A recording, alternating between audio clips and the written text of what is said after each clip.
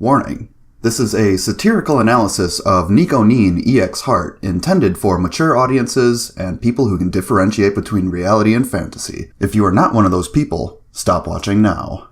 Enjoy.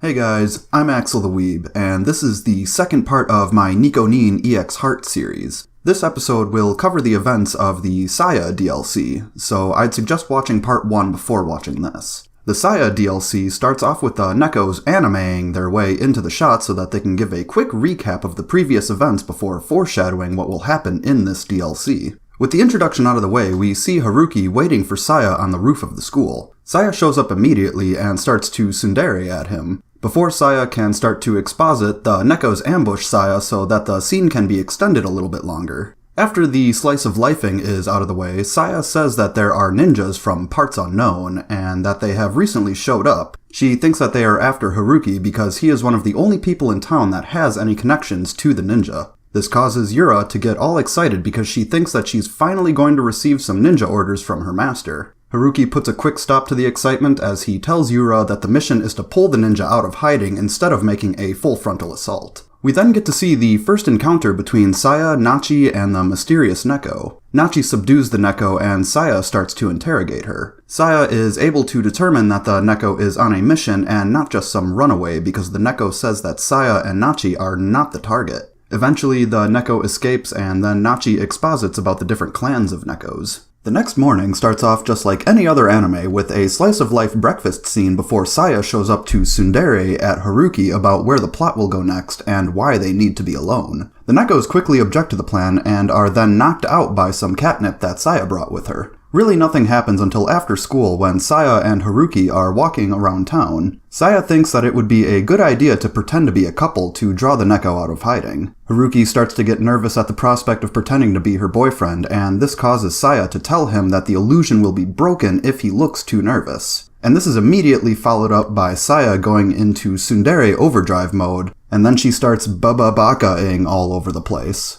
As the tension in the scene builds to a climax, the Nekos show up to ambush Saya in an attempt to get her to think that they are the mysterious Neko attacker. Saya effortlessly incapacitates the Nekos before going back to the house for the night. Once we are back at the house, we have the mandatory Nekos getting jealous of Saya scene, and Saya writes herself out of the scene so that a time skip can happen, leading to the panty shot scene in which Haruki and Saya animate at each other for way too long about how embarrassing it is to walk in on someone in the bathroom. The next morning, Haruki writes the Nekos out of 99% of the rest of the story by telling them to stay home so he and Saya can go and find the mysterious Neko. Eventually, Haruki suggests that they try being a couple again, to which Saya agrees, and then Haruki harem protagonists at Saya until she goes, my tsundere heart can't take it anymore." Then the mysterious Neko attacks to break the tension of the scene. Saya tells Haruki to start running because he's nothing more than a liability at this point. Haruki eventually runs into Saya again and immediately starts to have a really bad feeling. The illusion that he's looking at the real Saya is broken when she says, "Nya?"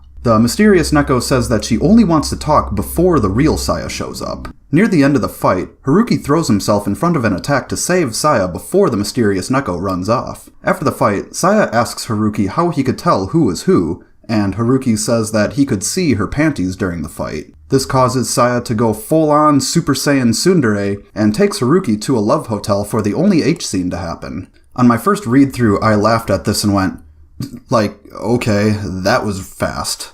Even for hentai, that was really fast. And the last scene of the Saya DLC has Saya writing herself out of the story for the next DLC, followed by the mysterious Neko checking out the pig that Yura and Tama used to live in. Even though this DLC is basically all about world building, I would like to talk about the aesthetics of this shot. Now, I personally am a big fan of panty shot fan service, and I do like how this shot depicts a hard contrast to Saya's character. Not only is the line of action a nice curve that naturally leads your eyes from her eyes, down her chest and to her panties, but it also works in contrast to the normally straight and rigid stances that she is usually in. And the actual color of her underwear also works as a nice contrast to the primarily black military uniform that she wears. Alright guys, make sure to put your waifus and husbandos down in the comments, and make sure to join me next time for the Nachi DLC of NEKO-NIN exHeart. See ya.